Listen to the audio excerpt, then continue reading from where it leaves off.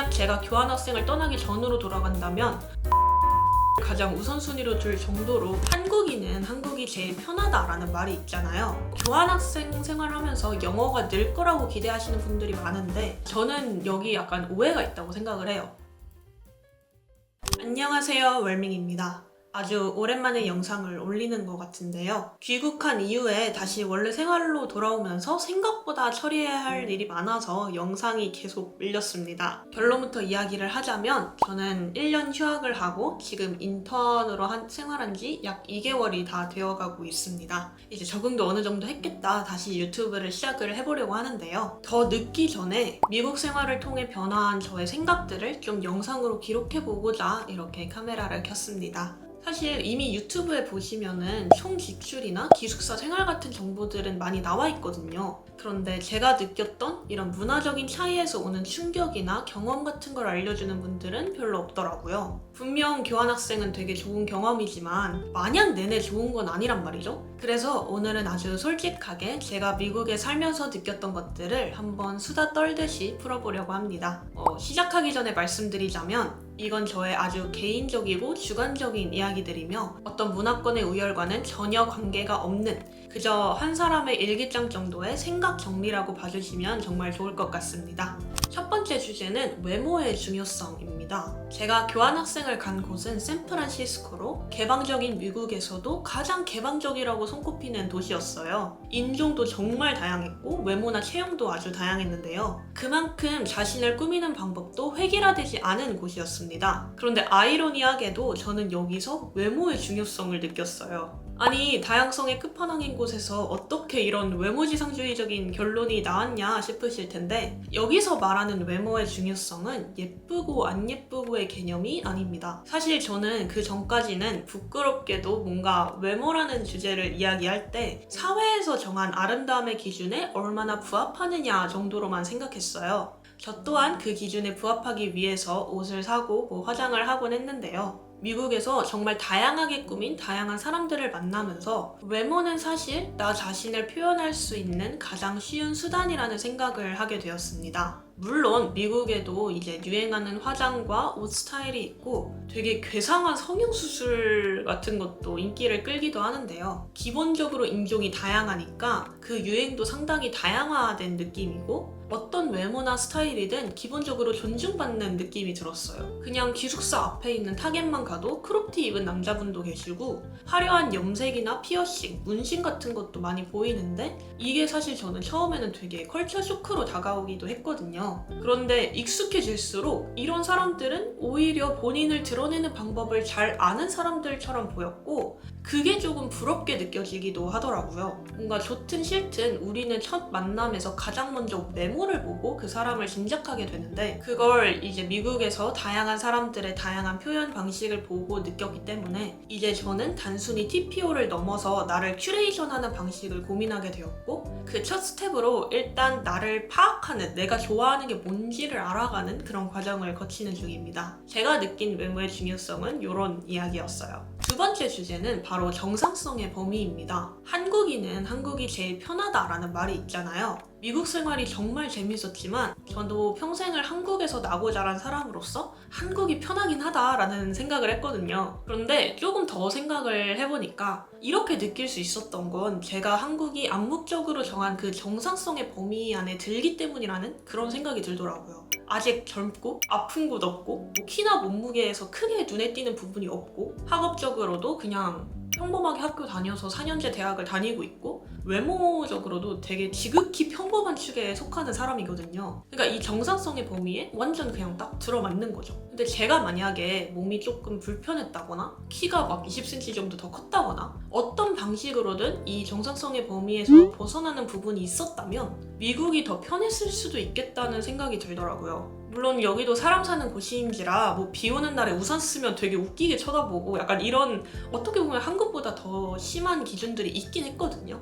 그래도 한국에서 느낀 정상성의 범위가 약간 요 정도였다면 미국에서는 약간 이 정도인 느낌? 실제로 저도 미국 사는 동안 점점 더 눈치 안 보고 막 자유롭게 살았던 것 같아요. 하지만 이게 무조건 무조건 좋다는 소리는 아니에요. 정상성의 범위가 넓기 때문에 그들의 입장에서 자유인 것들이 저에게는 약간 무질서로 다가오기도 했거든요. 뭐 마약이나 노숙자 문제는 물론이고 그냥 사소하게 일상생활에서 버스나 지하철에서 발을 올리고 있다든지 교내에서 찾은 주인 없는 물건을 그냥 가진다든지 하는 일상적인 부분에서 좀 충격받았던 경험이 있거든요. 하지만 또 반대로 생각해보면은 제가 느끼는 한국의 이런 질서와 예의가 그들에게는 통제로 느껴질 수도 있겠죠.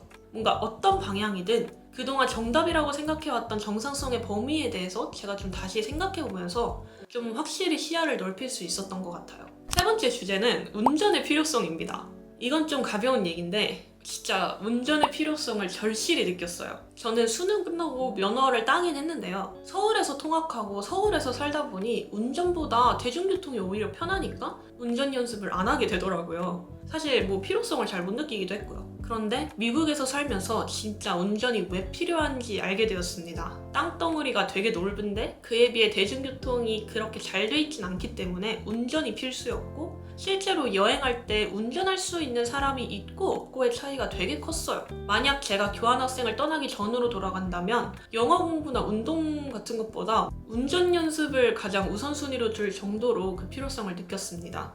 운전은 단순히 차를 몰 수 있는 능력이 아니라 내가 갈 수 있는 범위를 넓혀주는 능력이더라고요. 그래서 대학 졸업하기 전까지 운전을 할 수 있을 정도로 성장하는 게 저의 목표가 되었습니다. 네 번째 주제는 빠질 수 없는 영어에 대한 이야기인데요. 사실 저는 교환학생 떠나기 전까지 다른 건 몰라도 영어는 별로 걱정을 안 했어요. 국제고를 다니기도 했고 정량적인 지표들에서 좋은 결과가 나오니까 자연스럽게 그냥 한국에서 잘한 거 치고 나는 영어를 좀 하는 편이구나 라고 자만을 했던 것 같은데요. 결론부터 말하자면 맞는 말이자 틀린 말이었습니다. 현지 친구들이나 다른 교환학생 친구들과 소통하는 데에는 사실 큰 무리는 없었어요. 모든 활동이나 발표 과제도 다 무난하게 했던 것 같습니다. 그런데 제가 굉장히 부끄럽고 현타왔던 부분은 내가 영어를 잘한다라고 생각했다는 것 자체인데요. 미국 교환학생을 가면 자연스럽게 시간이 많은 다른 교환학생 친구들과 어울리게 됩니다. 저는 그 중에서도 이제 유럽 친구들이랑 친해지면서 좀 충격을 많이 받았는데요. 그 친구들은 기본적으로 모국어랑 영어는 거의 네이티브처럼 하고 스페인어나 프랑스어, 독일어 등등 최소 4개국어는 제가 영어 하는 수준으로 하더라고요. 그런데도 저와 친해지고 나서 한국어 배워야지 하면서 듀오링고 깔고 막 이러는 거 보면서 아니 나는 겨우 한국어에 영어 좀 할 줄 안다고? 이 정도면 됐지 라고 생각을 하고 있었구나 하는 마음에 약간 부끄러웠습니다. 그리고 교환학생 생활하면서 영어가 늘 거라고 기대하시는 분들이 많은데 물론 사람마다 다르겠지만 저는 여기 약간 오해가 있다고 생각을 해요. 내가 할 수 있는 영어의 총량이 70이라고 가정했을 때 그중 프리토킹을 원래 한 50 정도로 할 수 있었다면 그 50이 70이 될 수는 있어요. 그런데 그 70이 100이 되지는 않더라고요. 뭔가 이해가 되시나요? 그러니까 내가 할 수 있는 영어의 범위에서 응용하는 방법은 터득할 수 있지만 이 총량을 늘리기 위해서는 막 단어도 외우고 새로운 표현도 암기하고 막 같은 미드 한 100번씩 보고 이런 노력이 필요할 것 같습니다. 그래서 저도 지금은 이 영어의 총량을 늘리기 위해서 노력을 하고 있습니다. 다섯 번째 주제는 바로 단기적 성과에 대한 집착입니다.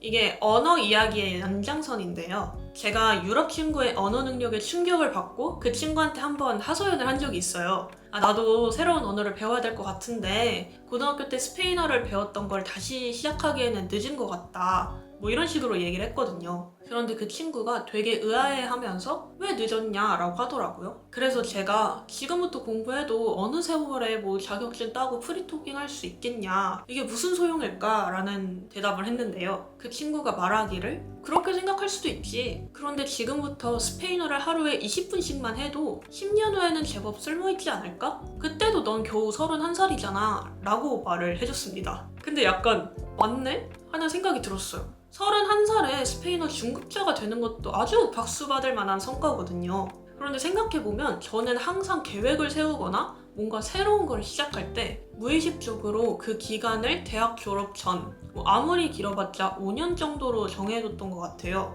단기간에 눈에 보이는 성과가 없으면 쓸모가 없다는 생각을 되게 무의식적으로 불안해하면서 했던 것 같은데 이런 근시안적인 시야로 살아가니 제가 한 도전들이 다 효율만을 쫓아왔던 것 같더라고요. 좀 멀리 보는 연습을 하게 되었던 것 같습니다. 6번째 주제는 여행하는 방법이에요. 저는 상당히 J인 사람이라 사실 그동안 여행할 때 계속 약간 긴장 상태에 있었던 것 같아요. 막 노션으로 계획을 다 짜고 사전에 다 예약해두고 이래야 마음이 편했던 사람인데 지난 한 학기 동안 8번의 여행을 하면서 좀 생각이 바뀌었습니다. 여행이라는 거는 절대 계획대로 되지 않고 그건 어쩌면 좋은 것일지도 모른다 라고 느꼈어요. 그리고 제가 어떤 여행을 좋아하는지도 생각을 해볼 수 있었습니다. 사실 저는 여행을 가면 여기 죽기 전에 다시 오겠어? 하는 생각으로 랜드마크나 뭐 유명한 곳들은 다 가보고 싶었거든요. 그런데 제가 미국에서 사귄 유럽권 친구들은 대부분이 정말 즉흥적이라서 내키지 않으면은 LA에서 할리우드 사인을 안 보고 와도 되는 그런 타입이었습니다. 어떤 친구는 제 여행 계획을 보고 되게 여행을 공부처럼 한다 라면서 놀라기도 했는데요. 그때 약간 그런가? 여행은 스트레스를 풀려고 하는 건데 내가 좀 오버하는 건가 싶기도 했습니다. 근데 결론은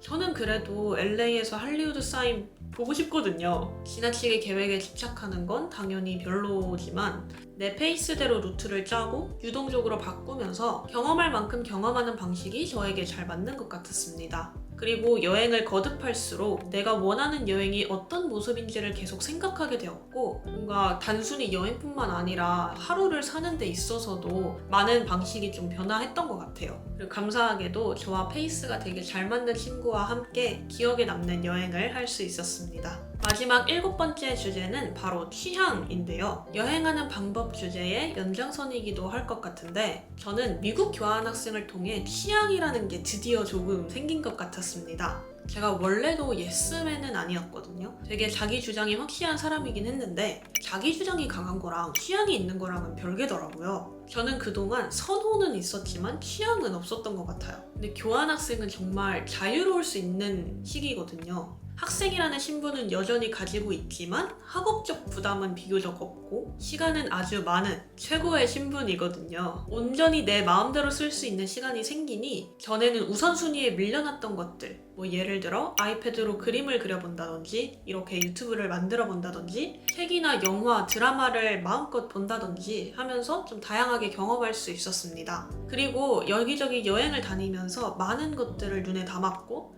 이것 좀 느낌 괜찮다 하는 것들 중에 내 취향이 되는 것들도 만날 수 있었어요. 예를 들어보자면 예전에는 뭐 반고도 좋고 피카소도 좋고 모네도 좋고 뭐 다 좋았다면 이제는 리엔슈타인의 색감이 정말 좋다라는 걸 느낄 수 있었고요.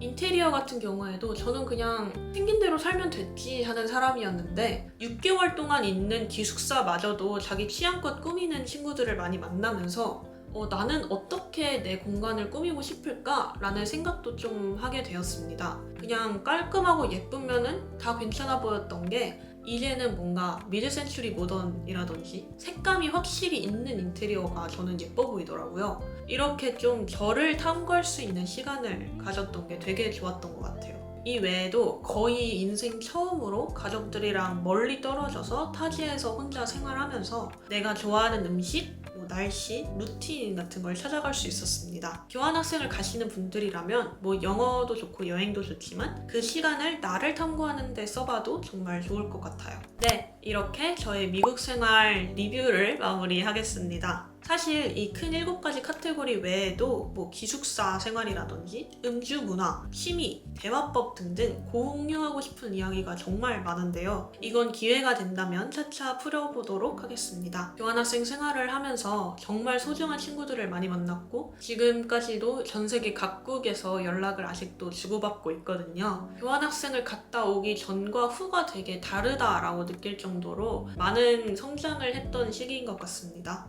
다시 한번 말씀드리지만 오늘 영상은 그냥 이렇게 생각한 애도 있구나 하는 정도로 가볍게 봐주시면 좋을 것 같아요. 같은 나라, 같은 학교로 파견돼도 되게 다른 경험을 하기도 하니까요. 그럼 다음 영상에서 만나요. 지금까지 웰밍이었습니다.